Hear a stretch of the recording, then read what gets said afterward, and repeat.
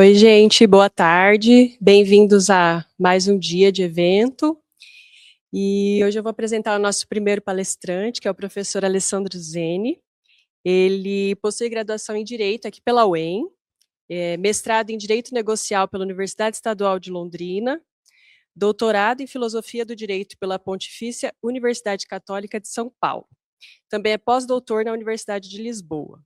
Atualmente é professor titular em Direito e Processo do Trabalho, aqui na UEM também, além de atuar como docente na Faculdade de Ciências Sociais Aplicadas de Cascavel, na Univel, nas faculdades de Maringá, na União de Faculdades Metropolitana de Maringá e como professor do Centro Universitário de Maringá também. Sua experiência acadêmica abrange as áreas de Direito, com ênfase em Direito Constitucional, Direito e Processo de Trabalho e Filosofia do Direito. E hoje ele vai falar um pouco sobre pejotização, CLT, e desfazer, acho que alguns enganos, né, com os quais a gente lida diariamente, principalmente nas redes sociais ou nas falas em geral, né, no senso comum. Então, estamos muito ansiosos, eu especialmente pela sua fala, fiquei feliz com o aceite de participar. Então, já vou passar a palavra para você, para a gente poder te ouvir, tá bom? Muito obrigada. Fica aqui assim, à vontade, daí pode falar aqui.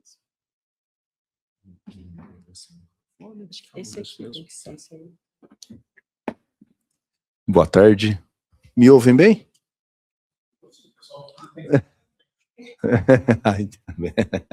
Então venham.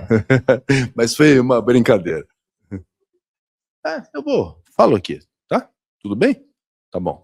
Então, eu quero agradecer o convite, a Pieira me fez o convite, a professora Marcela, o professor Laerte, agradeço o penhorado por contribuir de alguma forma com a jornada de inserção profissional. Eu sou um professor de Direito do Trabalho aqui da UEM, mas tenho uma formação acadêmica em Filosofia do Direito, sobretudo no que concerne a dignidade da pessoa humana. E tem tudo a ver, há uma relação profunda entre a proteção aos hipossuficientes, os trabalhadores, e a dignidade da pessoa humana, né? Na proteção jurídica de pessoas, entre aspas, vulneráveis, uma proposta de mínimo patamar civilizatório, né, de democracia. E o que nós estamos observando na atualidade é uma verdadeira confusão, como disse a Pieira, né? E, inclusive, essa confusão não nasceu do Supremo Tribunal, mas como é a última palavra no direito, né?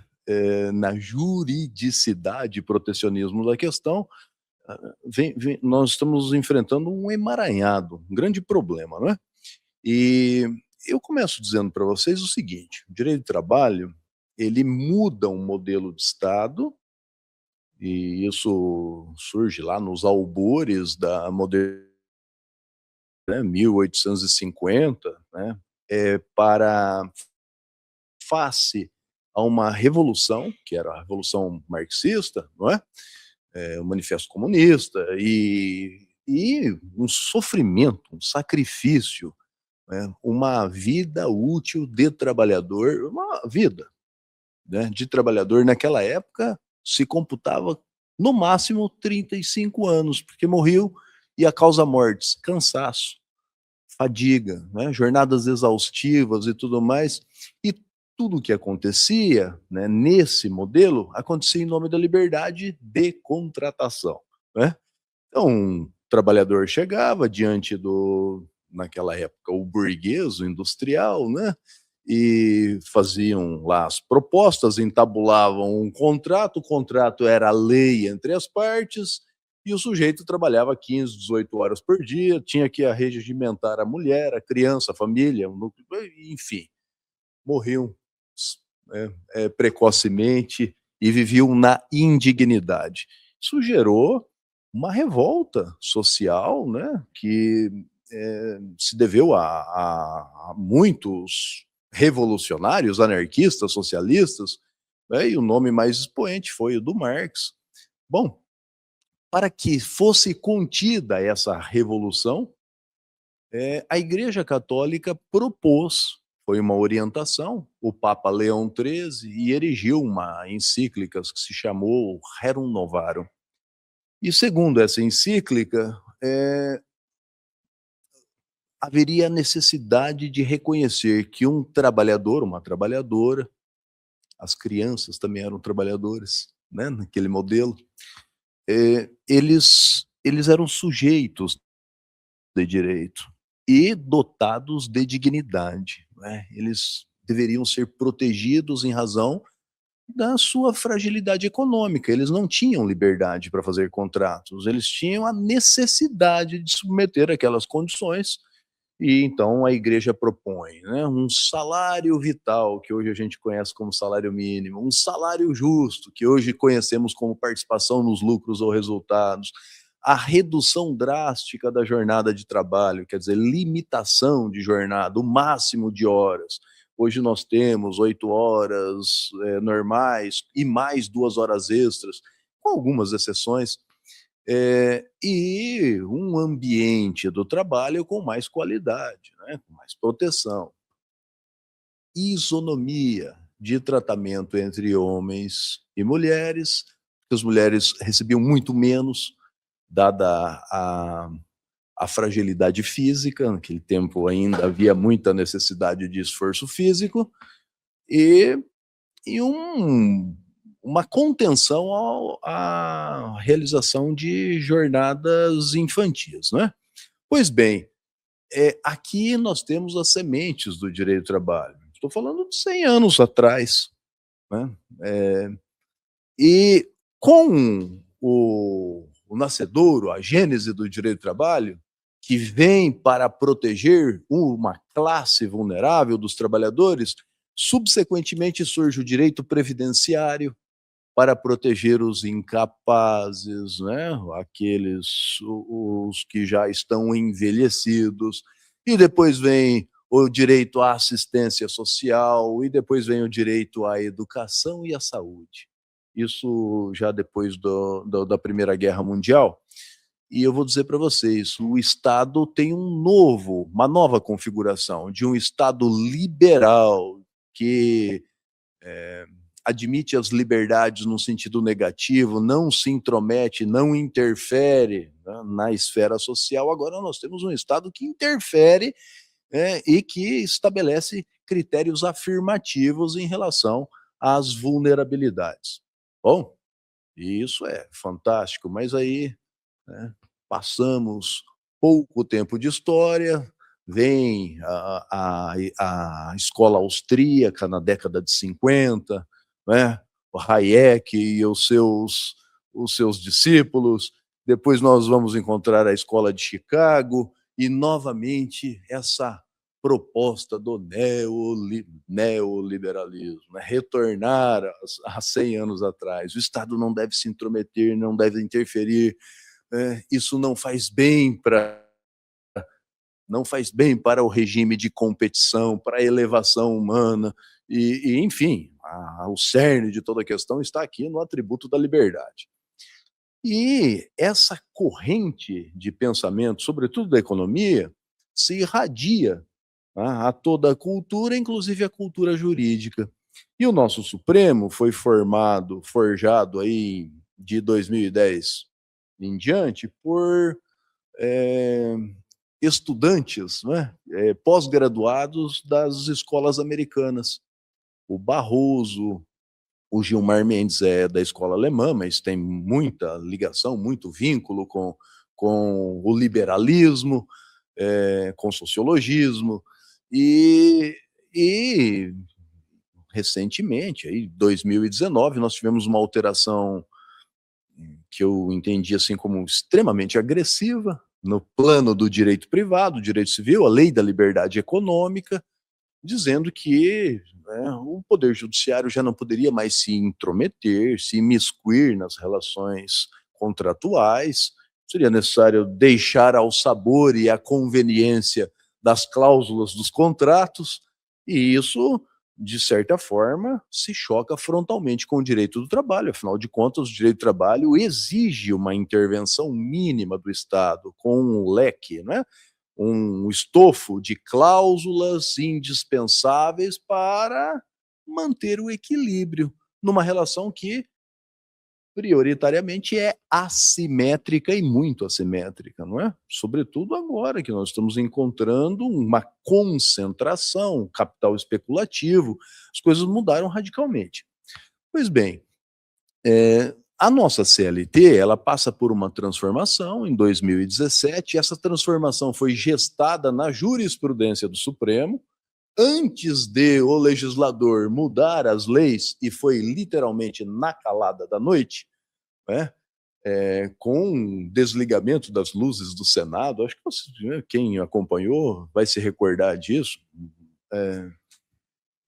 O fato é que o Supremo já vinha antecipando que a terceirização deveria ser irrestrita, já que não existia no ordenamento jurídico uma norma específica que pudesse tocar nesse tema, que as negociações coletivas das entidades sindicais deveriam prevalecer sobre a legislação mínima, e retiraram a fonte arrecadatória dos sindicatos, então os sindicatos sem arrecadação ficam frágeis, não negociam, as negociações são muito frágeis, né?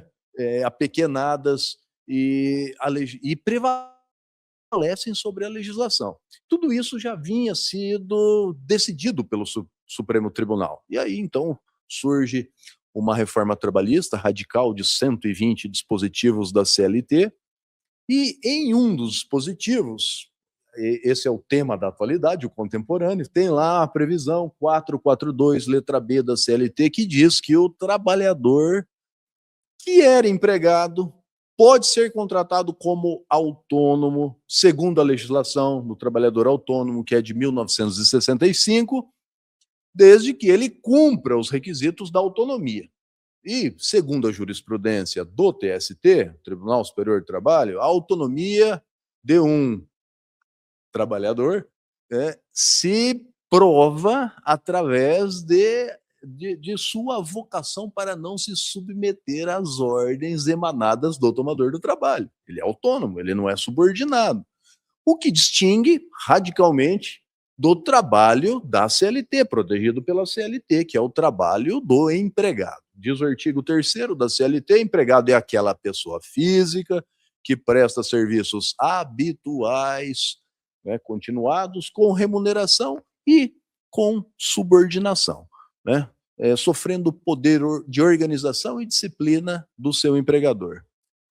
Mas, nesse percurso, aparecem as relações com as plataformas digitais, né? Aqui, todo o imbróglio. As plataformas digitais, elas subordinam através de algoritmos, e não há uma relação direta do Uber com o uberizado. Eu estou dando o exemplo do Uber, mas qualquer plataforma digital, né, de prestação de trabalho. E parte dos países avançados, aí, evoluídos, a Inglaterra, os Estados Unidos, a Espanha, esses países passam a reconhecer vínculo empregatício. O estado da Califórnia reconhece relação de emprego entre o trabalhador de plataforma e a empresa digital. E assim sucessivamente. E nós aqui começamos a enveredar ações trabalhistas buscando o reconhecimento dessas relações. Parte do judiciário admitindo, o Tribunal de Minas Gerais, da terceira região, admitindo vínculos, parte não admitindo vínculos, São Paulo. E, paralelamente, surge, não é, uma ferramenta de natureza jurídica, que é a tal pejotização, né? Para que se desconfigure o trabalho realizado pessoalmente por um laborista, um trabalhador, para uma plataforma ou para qualquer outro, né, ele cria uma empresa por exigência do tomador do trabalho, e aí ele vai trabalhar como um autônomo, um representante comercial, né? A lei da representação acaba abarcando essas situações. Mas um autônomo é autônomo se não cumpre jornada de trabalho, se trabalha com apoio, se tem capacidade econômica para suportar os riscos do negócio.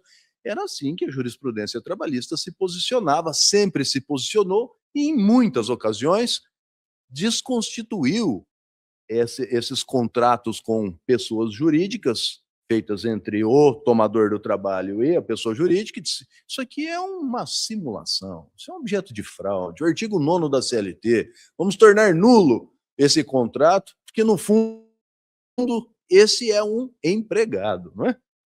E o juiz do trabalho, ao tornar no contrato, reconhecia os jornalistas, naturalmente.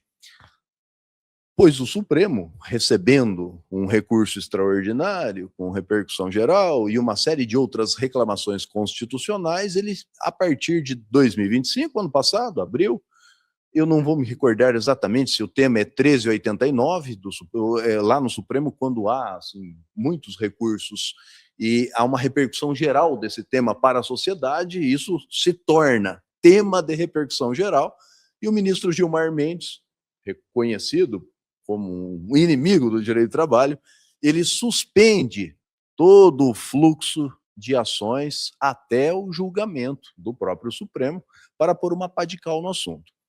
Aqui nós temos não só o problema do reconhecimento da veracidade ou não desses contratos, se a pejotização seria ou não legítima, mas também se haveria a presunção de uma relação de emprego ou trabalhadores teriam que produzir o ônus da prova de que trabalham como empregados, porque hoje há uma súmula do TST que garante a presunção da relação de emprego em qualquer relação de trabalho que for questionada.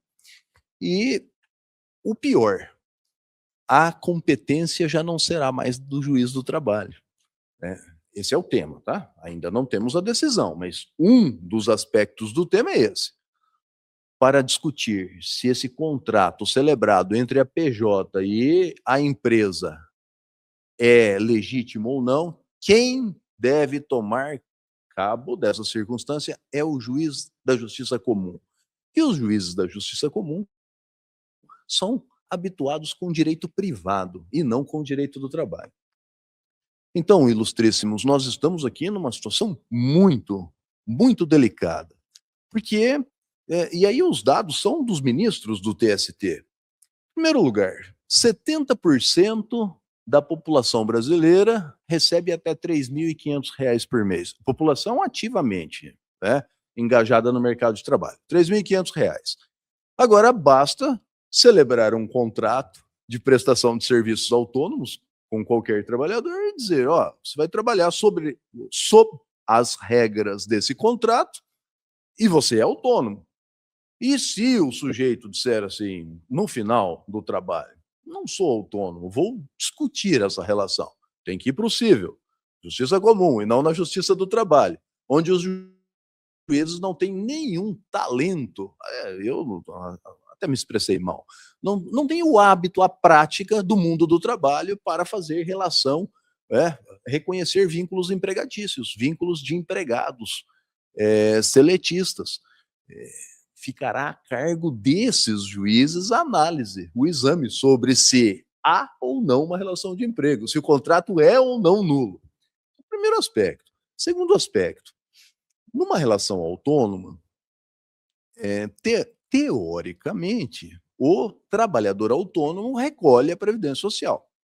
Existe lá um valorzinho para fazer o recolhimento, mas o nosso sistema contributivo previdenciário, ele é submetido a um regime, a um princípio que se chama princípio da solidariedade.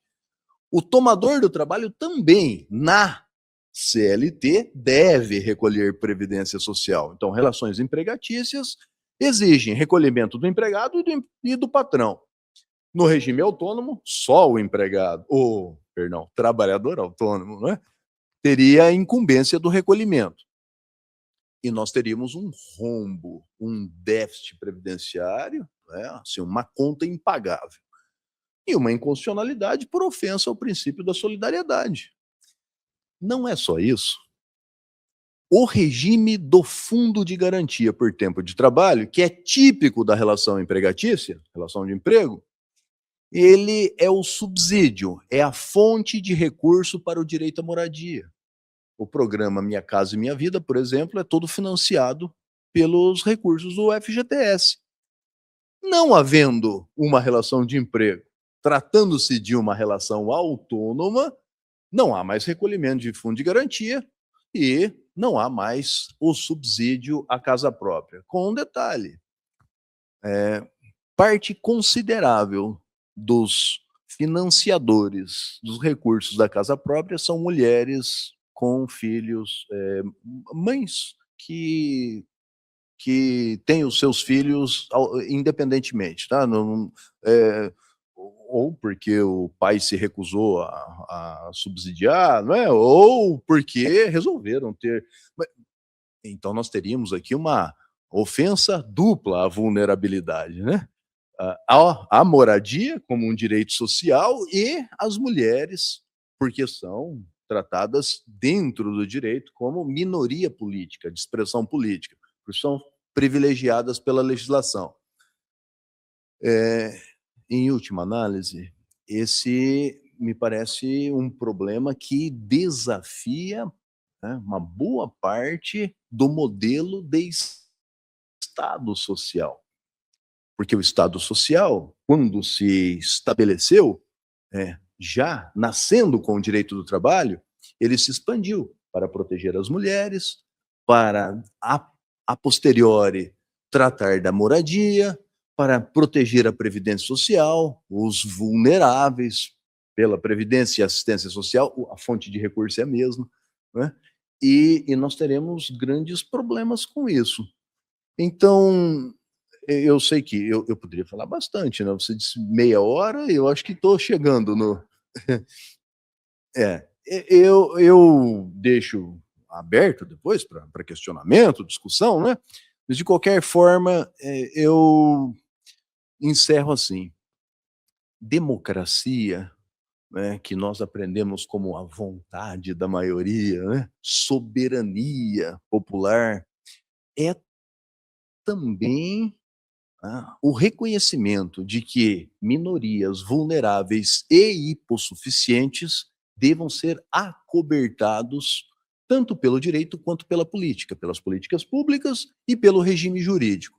No momento que nós fragilizamos, nós fragmentamos esse protecionismo, nós atacamos diretamente a base de um Estado democrático de direito. Nós estamos, então, colapsando por vias oblíquas a democracia brasileira por uma, e eu não tenho receio de afirmar, uma ideologia que se estabeleceu, né, lá no âmbito do Supremo Tribunal Federal. Está deturpando, data máxima vênia, né, a aplicação da Constituição nessas situações. Poderia falar muitas outras coisas, tá? O nosso tema foi focado à pejotização, né? E deixo perto aí, depois se quiserem fazer alguma consideração, uma indagação, agradeço novamente e encerro. Eu estou no tempo? Tem mais mesmo? Não, então eu posso prosseguir então? Eu pensei que perdoe-me. Vejam lá, uma outra situação que vem encontrando a precarização dentro do Supremo Tribunal Federal é a terceirização. Isso é um outro tema nevrálgico, não é? Segundo, a terceirização surge a partir da década de 70, com o chamado modelo toyotista de produção.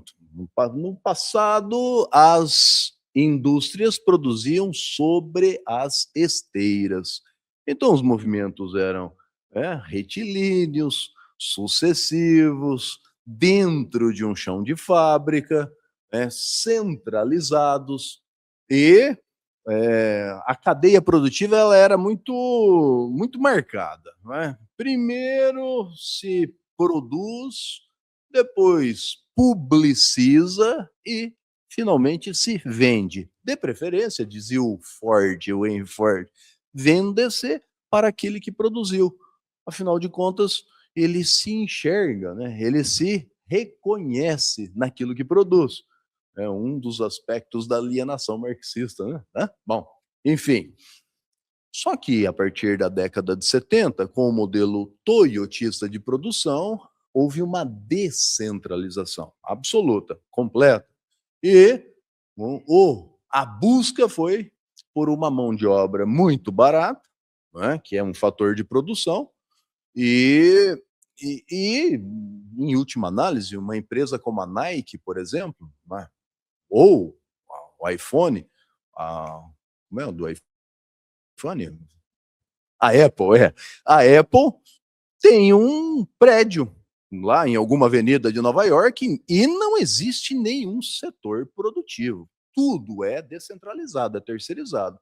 Do marketing à composição da tecnologia, né? Os equipamentos, os chips e etc. Pois bem, o direito brasileiro acaba enfrentando o tema da terceirização nas montadoras, nos bancos e no setor de limpeza, asseio e conservação. E acaba desenvolvendo uma súmula, um entendimento do TST, no sentido de que as chamadas atividades fins do tomador do trabalho, elas não poderiam ser terceirizadas, somente as atividades de apoio. Trocando em miúdos, basicamente assim, o que é que gera o lucro direto da empresa? Num depósito de material de construção? É a venda. É a venda do material de construção. O vendedor não pode ser terceirizado. Ele tem que ser contratado diretamente pelo tomador do trabalho, como empregado. Com a alteração da CLT, antecipada pelo Supremo Tribunal Federal, já via indícios de abuso do TST na criação de um ato normativo que pudesse proteger trabalhadores contra a terceirização, o legislador vem, Temer, né, época Temer, e faz a alteração e admite a terceirização em todos os setores da empresa. Então é possível hoje que uma empresa não tenha nenhum empregado contratado diretamente. Todos eles são terceirizados. E aqui há uma espécie de conexão com o problema da pejotização. Pejotização. Por quê? Porque confundiram a terceirização com a contratação por pejotização. Se o Supremo já tinha admitido que a terceirização era legítima em todos os setores da empresa, o fato de um sujeito contratar como tomador de trabalho um trabalhador autônomo, mesmo com o contrato forjado, para lhe prestar serviços, isso diz respeito a uma modalidade, uma terceira modalidade de contrato. Não é uma contratação direta de empregador-empregado. O Supremo passa a entender ou subentender que isso é uma terceirização. E com base em decisões anteriores, de que terceirizações todas elas são legítimas, a pejotização ganha ainda contornos ainda mais sintomáticos de que venha a ser admitida pelo Supremo Tribunal em razão dos precedentes julgados. Né? Então, foi um outro prejuízo, né, inominável que os trabalhadores passaram a ter, sobretudo no âmbito do direito coletivo, porque o modelo sindical brasileiro ele é forjado nas categorias, categoria econômica, profissional e diferenciada. Um sindicato, ele é um sindicato de empregados, chamado sindicato profissional, ele entronca todos os trabalhadores que prestam serviços, ainda que as profissões sejam inúmeras, para um empregador que, ou vários empregadores, né, que explorem a mesma atividade econômica. Então, vamos lá.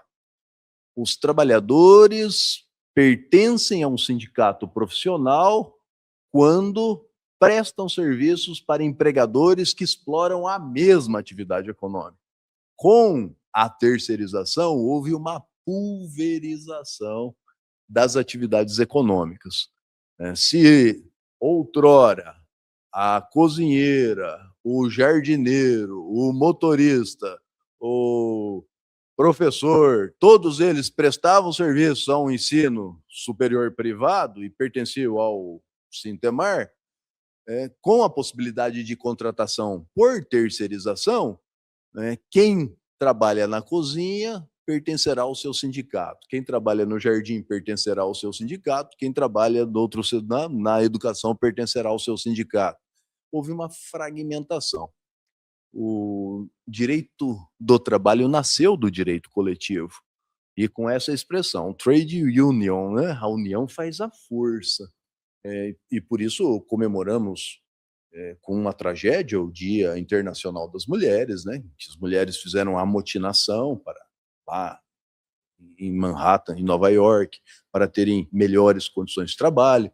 Os trabalhadores em Boston foram executados, e aí temos o dia 1º de maio, Dia do Trabalho, e assim sucessivamente, né? Os franceses fizeram aquela grande amotinação. Eu não sei se vocês sabem de onde vem o sentido de greve, gravetos, né? A Ile de Grève, na França, em Paris, e eles cruzavam os braços e não trabalhavam, dizendo: queremos melhores condições de trabalho. Movimento coletivo, às duras penas, impôs um Estado social e democrático de direitos. Com a terceirização, nós estamos observando a fragmentação de uma classe, né, que, pelo menos do ponto de vista numérico, é hipertrofiada, que é dos trabalhadores, e que vai se diluindo, né, com muitos sindicatos. O Brasil tem 22 mil sindicatos, pequenininhos. As fontes arrecadatórias, agora, recentemente, o Supremo revitaliza a possibilidade de que haja arrecadação criada nas negociações coletivas, mas ainda não regulamentou como isso se dará. Então, sabe aquele direito que se estabelece, mas ele é programático? Em algum momento se estabelecerá, né? Por ora, reconhecemos que o sindicato pode arrecadar, mas como fazer isso é um segundo momento, e se não soubermos como se faz a arrecadação, não dá para arrecadar, né? Portanto, a fragilidade do movimento sindical ainda é patente, é latente, se mostra. E a reboque desse tema, e daí eu vou encerrando, nós temos as negociações coletivas, né? Se tem algo que foi muito pulsante e muito prejudicial ao mundo do trabalho, foi a tese, que hoje é legislada, né, artigo 618 da CLT, de que as negociações coletivas, os modelos de convenções e acordos coletivos de trabalho, celebrados entre sindicatos de empregados e empregadores, sindicatos de empregados e os empregadores diretamente, eles podem estabelecer cláusulas que sejam piores do que a legislação mínima, em nome da autonomia coletiva. E aí eu me recordo do Barroso, que, fazendo a defesa ardorosa desse modelo, diz assim: olha, no modelo democrático, nós devemos exortar o pluralismo, a voz e a fala. Se as entidades sindicais elas têm a possibilidade de fazer a sua fala numa esfera pública e colocar isso em cláusula, isso é mais importante para a democracia do que o resguardo à legislação mínima trabalhista. Então, eu vou dar um exemplo para vocês. Assim, havia um sindicato reconhecido nacionalmente como muito forte, o Sindicato dos Bancários. Eles negociaram recentemente, né, depois da reforma trabalhista, uma cláusula dizendo que se um bancário tivesse desconsiderada a sua condição de gerente, passasse a ser um bancário típico, de jornada de 6 horas, a gratificação de função tinha que ser tinha que ser compensada com o valor das horas extras reconhecidas pelo Poder Judiciário Trabalhista. Isso fere uma série de dispositivos legais previstos dentro da CLT, não é? Tá? Uma série de dispositivos que dizem que as gratificações de função têm natureza salarial, integram a remuneração, que não é possível o abatimento em valores de horas extras, uma verba é uma verba, outra verba é outra, mas a negociação coletiva prevaleceu. O TST, inclusive, se curvou ao entendimento, porque o Supremo, um pouquinho antes, julgando um caso de negociação coletiva, ele diz: nós temos que priorizar o negociado sobre o legislado, ainda que as negociações coletivas sublevem, apequenem, retirem direitos trabalhistas previstos na legislação mínima. Então, eu falei de um triplo ataque aos direitos do trabalho nessa pequena fala, não é? Como um professor de filosofia do direito que busca a emancipação da sociedade, a ideia de democracia e a dignidade da pessoa, do trabalhador, parece que nós estamos evoluindo. Esquecemos a história de grandes revoltas, o percurso, né, da conquista dos direitos sociais, e agora voltamos a um modelo liberal, né, em que a autonomia da vontade se sobrepõe às garantias mínimas estabelecidas pela legislação, e nós temos que reconhecer que há muito pouca manifestação de vontade no mundo do trabalho, né? Eu diria que há muito pouca manifestação de vontade no mundo, né? Em razão de muitas coisas, né? Os algoritmos, as redes sociais, as fake news e os nossos impulsos, estímulos, e há pouquíssimo para o livre-arbítrio e para a vontade nesse momento. Eu sou Schopenhauer na veia, né? Mas no mundo do trabalho, a vontade é ainda menor. A manifestação da vontade, não há espaço para isso.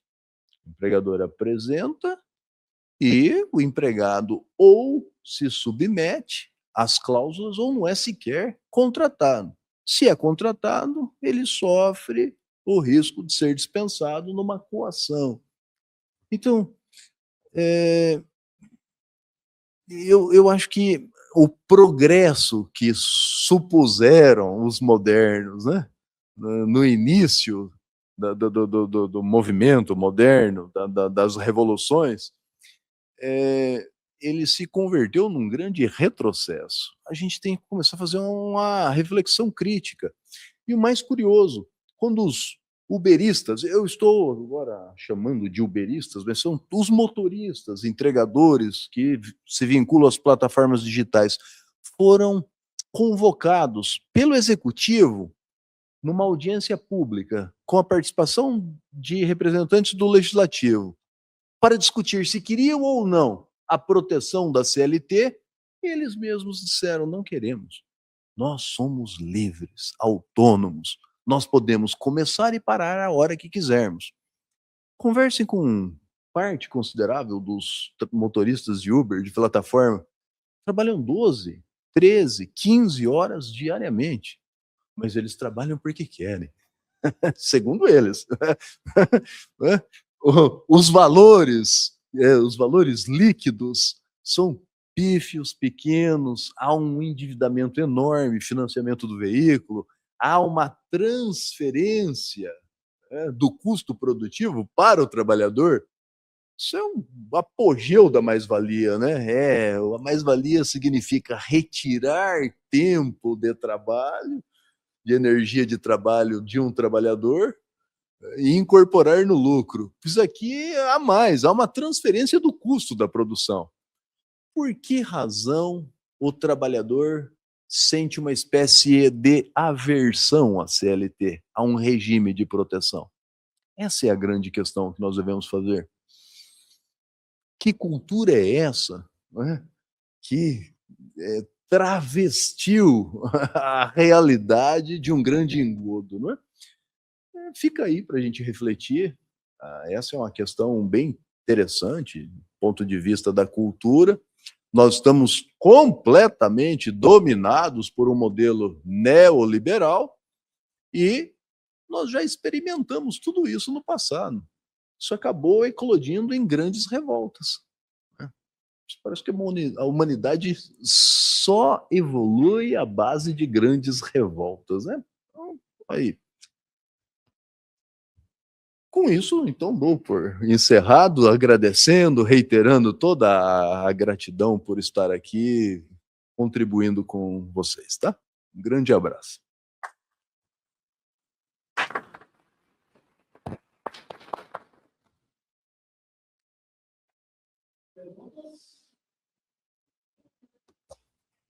Pois não.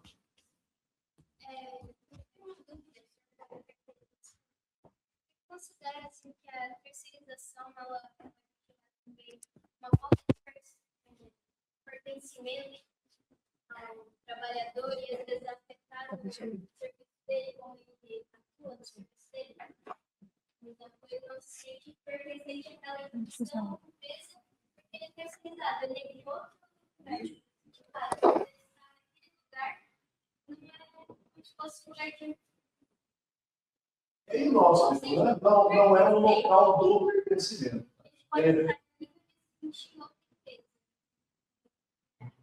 Então, vamos lá. Quando nós tratamos do tema da dignidade, o absolutamente, ele diz assim: para ser digno é necessário que um ser ele se sinta pertencente a um grupo, a um núcleo, não é? O ser humano é um ser solidário.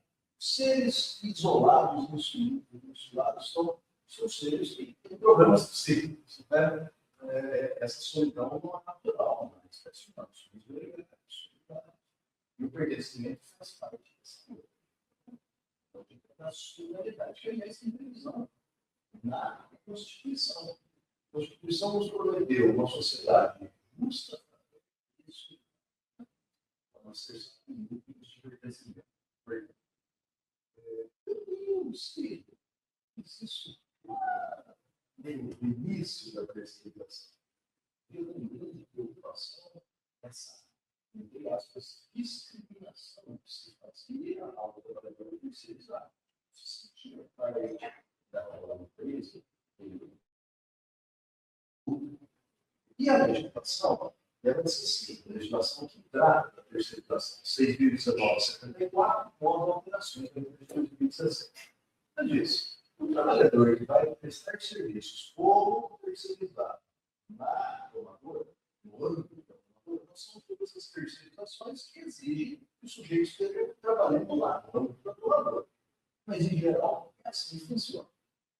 Ele poderá compartilhar o escritório, do laboratório, a faculdade do tomador do trabalho, sem que isso descaracterize a terceirização.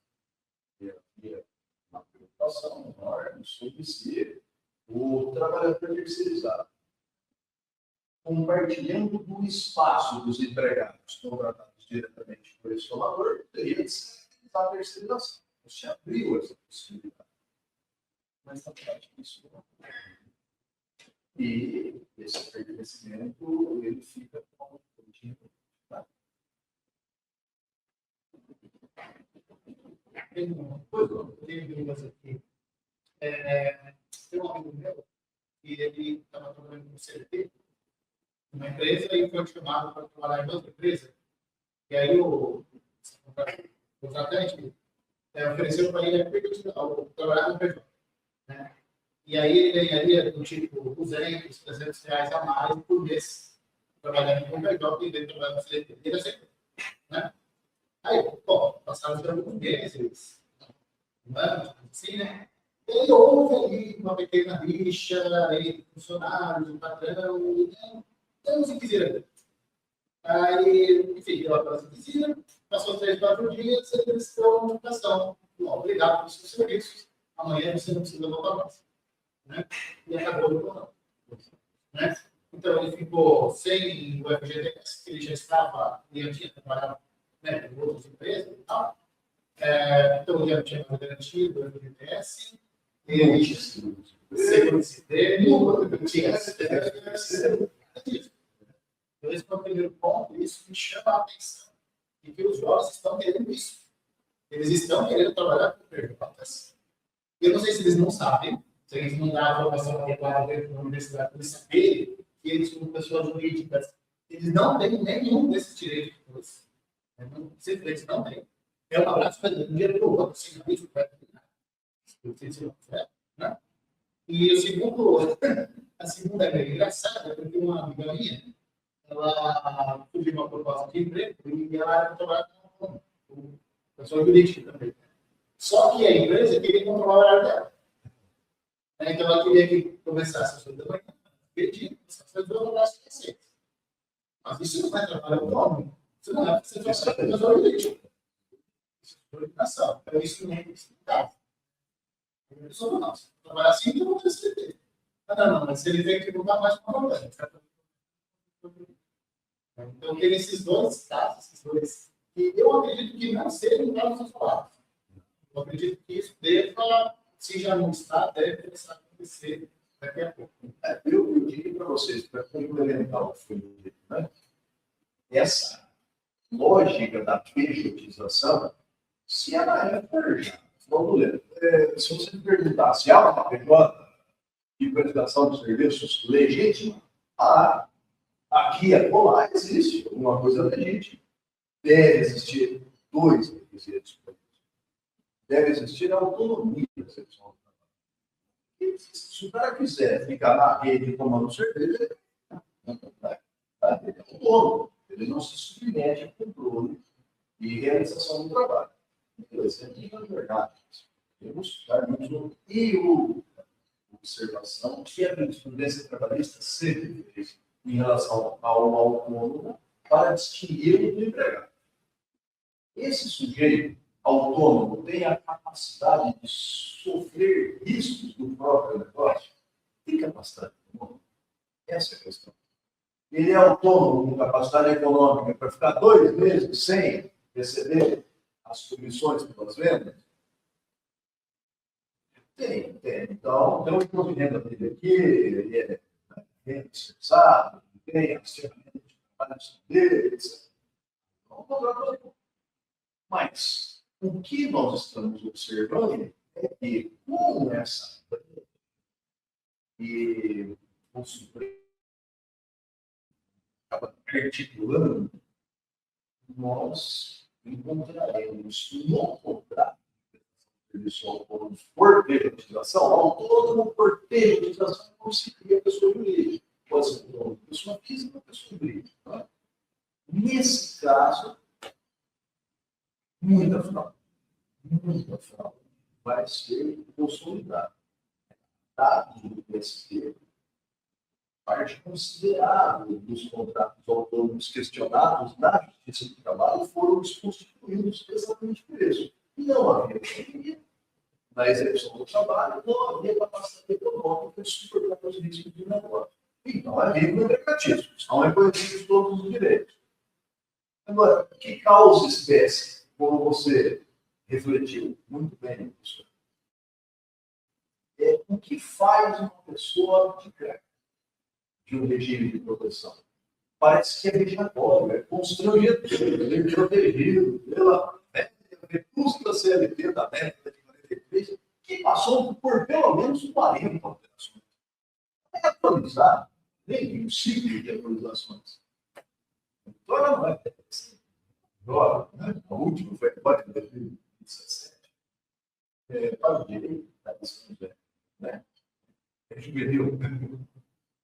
O que faz com que as pessoas cheguem a essa conclusão?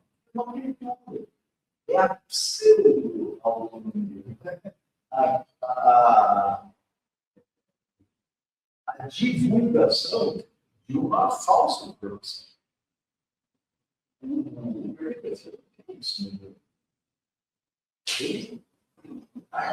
Isso do negócio. Ele financia ele.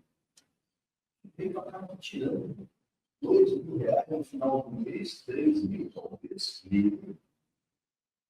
E trabalha 13 horas por dia. E ele não tem férias, ele não tem pressão terceiro, ele não tem as horas extras, então a mais-valia aqui é absurda. Tirar até horas extra-bola. Vamos refletir novamente. Olha, se você trabalhasse 13 horas por dia, para receber salário meio limpo, um mínimo patamar de dignidade e civilização na sua vida,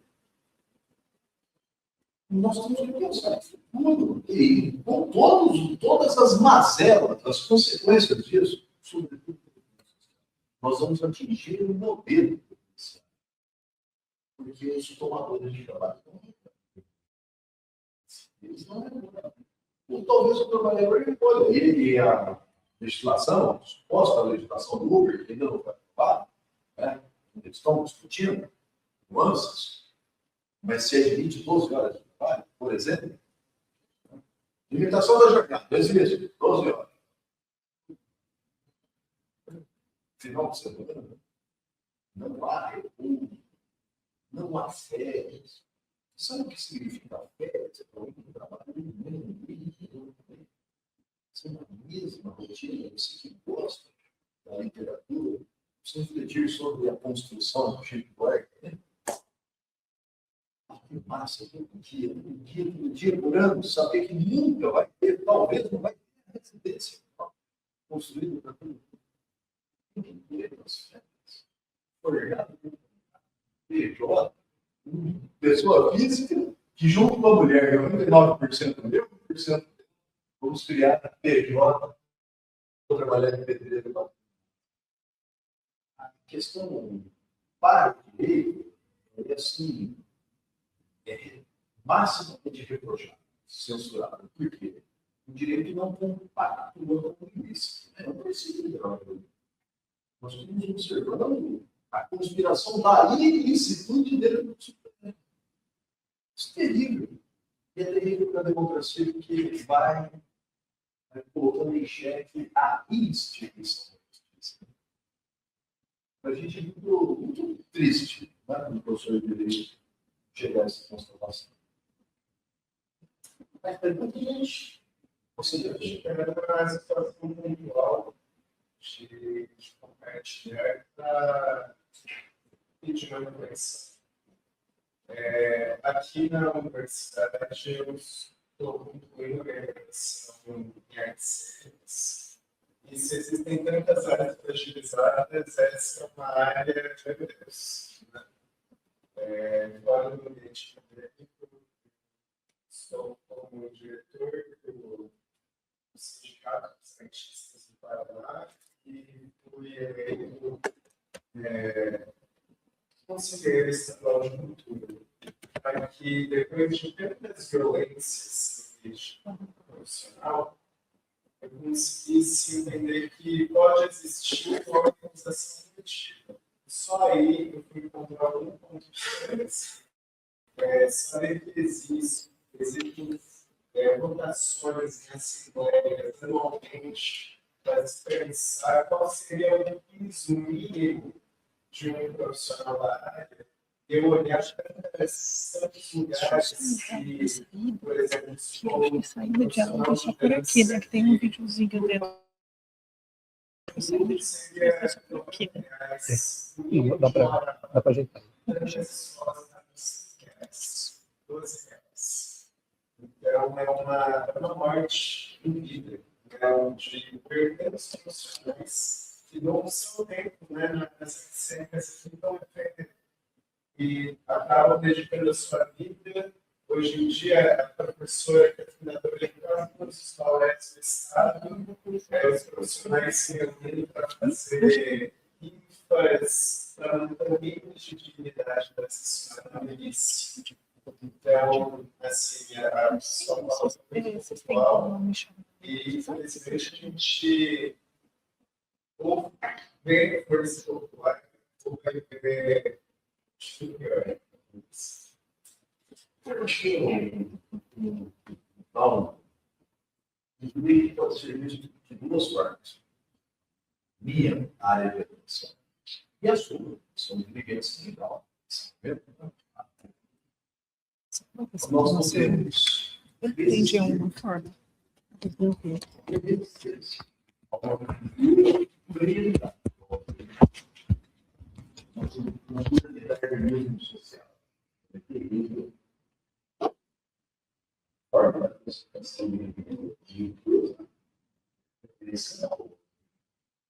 Nós temos menos de 1 milhar de grupos econômicos. E aí tem outros alunos de filho. Você mandou Um instrumento de